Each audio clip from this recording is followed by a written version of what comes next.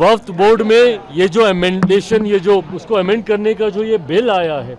उसको लेकर पुनः इस बात का भ्रम फैलाने का प्रयास किया गया कि ये मुसलमान विरोधी है,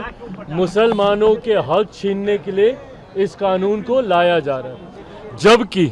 अगर आप इसको पढ़ेंगे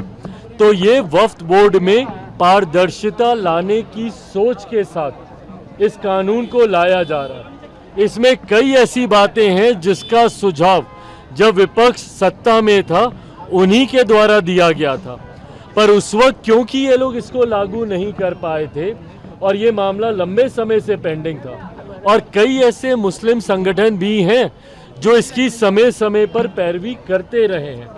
उन्हीं के हक अधिकारों को और मजबूत करने के लिए, ताकि समाज के गरीब मुसलमानों को भी उनका हक अधिकार मिले, इस सोच के साथ ये अमेंडमेंट लाया जा रहा था। पर क्योंकि पुनः इसको भ्रमित करने का प्रयास किया गया था और कहीं किसी के दिमाग में किसी तरीके की कोई शंका ना रहे, इसलिए लोक जनशक्ति पार्टी रामविलास ने भी सरकार के समक्ष हम लोगों ने ये सुझाव रखा था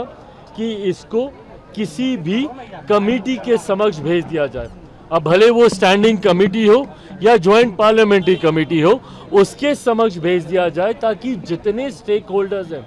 जो भी इसके साथ जुड़े हुए हैं वो खुलकर वहां पर चर्चा कर सकें और ये जो भ्रम फैलाया जा रहा है कि मुसलमान विरोधी है, उस आशंका को दूर किया जा सके। वक्फ बोर्ड में ये जो अमेंडेशन उसको अमेंड करने का जो ये बिल आया है, उसको लेकर पुनः इस बात का भ्रम फैलाने का प्रयास किया गया कि ये मुसलमान विरोधी है, मुसलमानों के हक छीनने के लिए इस कानून को लाया जा रहा है। जबकि अगर आप इसको पढ़ेंगे तो ये वक्फ बोर्ड में पारदर्शिता लाने की सोच के साथ इस कानून को लाया जा रहा है। इसमें कई ऐसी बातें हैं जिसका सुझाव जब विपक्ष सत्ता में था उन्हीं के द्वारा दिया गया था, पर उस वक्त क्योंकि ये लोग इसको लागू नहीं कर पाए थे और ये मामला लंबे समय से पेंडिंग था, और कई ऐसे मुस्लिम संगठन भी हैं जो इसकी समय समय पर पैरवी करते रहे हैं, उन्हीं के हक अधिकारों को और मजबूत करने के लिए,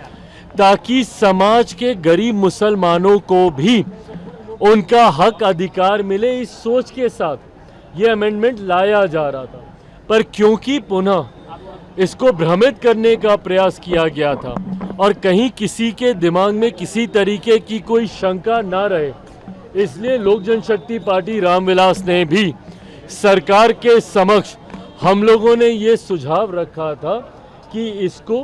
किसी भी कमेटी के समक्ष भेज दिया जाए। अब भले वो स्टैंडिंग कमेटी हो या ज्वाइंट पार्लियामेंट्री कमेटी हो, उसके समक्ष भेज दिया जाए, ताकि जितने स्टेक होल्डर्स हैं जो भी इसके साथ जुड़े हुए हैं वो खुलकर वहां पर चर्चा कर सकें और ये जो भ्रम फैलाया जा रहा है कि मुसलमान विरोधी है, उस आशंका को दूर किया जा सके।